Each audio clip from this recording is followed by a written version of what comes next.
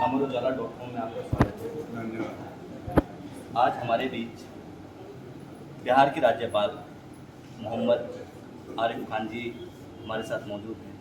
Sir, आजकल वक्फ board को लेकर बहुत बवाल मचा हुआ है देश भर में, और तमाम लोग जो इसका विरोध कर रहे हैं कि ये जो है मुस्लिमों पर थोपा जा रहा है, और एक अकेले आप सर ऐसे व्यक्ति हैं जो इसका समर्थन कर रहे हैं। और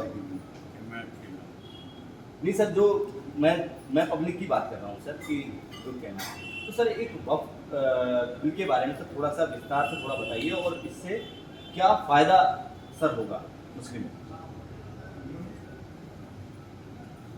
मेरे ख्याल से मैं इस बारे में काफ़ी बोल चुका हूँ। एक बुनियादी बात यह है कि आपका ये कैमरा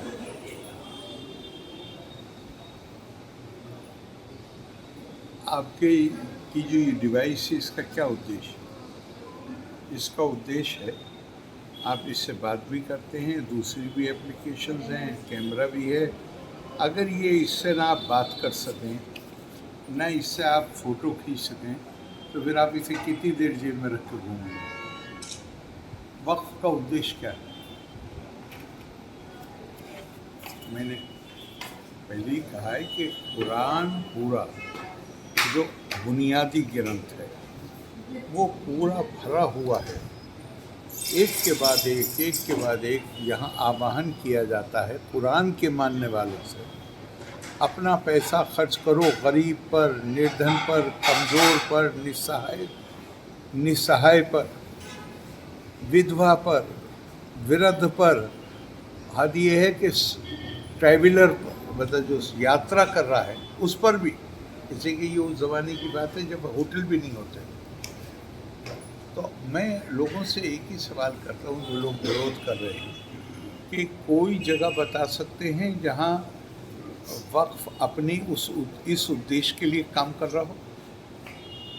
हमें बताइए। अगर आप बताएंगे तो हम स्वीकार कर लेंगे। इसमें हद ये है कि 1986 में जब शाबानों के फैसले को पलटकर एक नया कानून बनाया गया और जिम्मेदारी उसके अपने महिला के अपने परिवार वालों पर डाली गई, तो एक प्रश्न उठाया गया कि अगर उस परिवार में जिससे वो आती है अगर कोई नहीं है, माता पिता नहीं है, भाई नहीं है, तो फिर कौन उसे देखेगा? तो कानून में प्रावधान किया गया कि ऐसी परिस्थिति में वक्फ बोर्ड से उसको माहाना भत्ता दिलाया जाएगा। 2.5 साल के बाद मैंने प्रश्न किया पूरे देश के बारे में, पूरे देश, हर राज्य के बारे में प्रश्न किया लोकसभा। इस कानून के तहत विभिन्न राज्यों में इन तलाकशुदा निस्सहारा महिलाओं के लिए कितने पैसे का प्रावधान किया गया है और अब तक कितना पैसा बांटा गया? खा जवाब आया नील। तो जब आप जिस मकसद के लिए आप बने हो आप उस काम को कर नहीं रहे, और आपके पास करोड़ों की नहीं अरबों की संपत्ति है, तो क्या ऐसी आंखें मूंद करके और बैठे रहना चाहिए, या उसका कुछ इलाज करने की ज़रूरत है?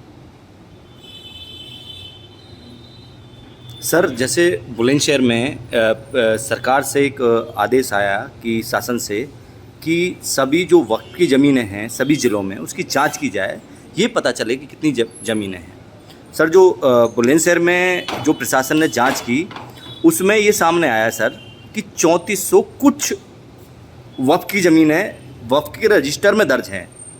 और सर जो प्रशासन ने इसकी खतौनी और वो निकाल कर देखी सर, तो कोई ज़मीन मस्जिद के नाम है, कुछ ईदगाह के नाम है, लेकिन सर उसमें वक्फ का कोई जिक्र नहीं है सर खतौनी में सर।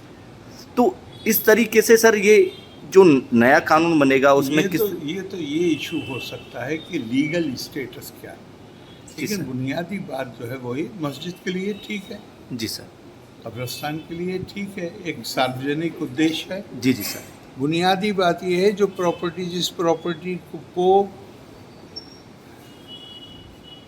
बहुत मामूली दामों में लीज पे दे दिया जाता है, उस प्रॉपर्टी में दुकानें बनवाकर उनको बहुत बहुत हल्के से किराए पे दे दिया जाता है। क्या ये माना जा सकता है कि जो जितना किराए पे लिया गया है, पूरी जो ट्रांजैक्शन हुआ है वो सिर्फ उतना ही है?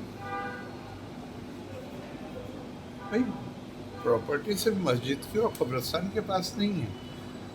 आप बड़े शहरों में देखिए, जी सर। बेंगलोर में शहर के बीचों बीच में वक्फ बोर्ड ने प्राइम प्रॉपर्टी को आईटीसी होटल को दे दिया, आईटीसी वालों को दे दिया होटल चलाने के लिए। पटना आइए, पटना में वक्फ की प्रॉपर्टी पे आपको बड़े बड़े मॉल मिल जाएंगे, मार्केट मिल जाएंगे, रेजिडेंशियल फ्लैट्स मिल जाएंगे, और पता चलेगा कि जिसको दिया है कोई भी 99 साल से कम की लीज ही नहीं, और कितने दामों में दिया है, जैसे थ्रो अवे प्राइस। जी सर। सर, कल ही आपने एक सवाल मैंने सुना कि आपने बुलंदशहर में भी वक्फ की ज़मीन को लेकर की, ये इंटर कॉलेज वक्फ की ज़मीन पर है। मुझे नहीं मालूम है या नहीं, लेकिन मैं इतना जानता हूँ, वक्फ का जिक्र कुरान में तो है ही नहीं। जी सर। ये दान जो दान दिया है, ये बाद में ये मान के शायद कि भाई व्यक्तिगत तौर पे खर्चा करने के लिए कहा गया है, इसको संस्थागत तरीके से भी किया जा सकता है, तो शायद इसमें इसकी वजह से वक्फ अस्तित्व में आया। चूँकि कुरान में तो जिक्र है नहीं, कुरान में तो एक ही बात कही गई है, बात इस हद तक कही गई है कि पूछा कि लोग तुमसे पूछते हैं कितना खर्च करें, जवाब क्या दो? कुलिल अफवा, जितना तुम्हारी बुनियादी ज़रूरतों से ज़्यादा तुम्हारे पास है वो सब खर्च कर दो। ऐसे नहीं लुटा नहीं दो जाके गरीब को, कमज़ोर को, निस्सहाय को, उसकी मदद करो। सर, अब आप पर एक आरोप लगने लगा है कि आप मुस्लिम नहीं, शायद हिंदू हैं। ये आरोप लग रहा है कि जो इस तरीके से आप मैं कुरान कोट करता हूँ तो इसलिए मैं मुस्लिम नहीं हूँ। जी जी, ये तमाम आरोप सर जो तो आपकी उम्र बहुत कम है सर। जी सर। आपने 86 नहीं देखा। जी सर।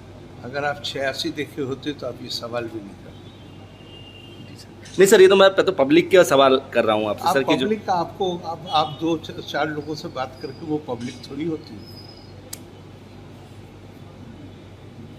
86 आप देखते, वो मैं मान सकता था, उस वक्त बड़ा मेरे खिलाफ गुस्सा था लोगों में, लेकिन 5 साल बाद सर, लेकिन कोई बदलने लगा। सर उस दौरान जो 86 का, सर मैंने आपका एक इंटरव्यू में देख रहा था सर, बहुत पहले आपके उस इंटरव्यू में आपने उस पर काफ़ी सवाल दिए, उसमें काफ़ी उस तरीके की बातें की गई थी, उसको आपने जो बताया कि क्या क्या उस समय हुआ, वो इंटरव्यू में आपका देख रहा था सर, 1 घंटे से ज़्यादा का वो इंटरव्यू था सर।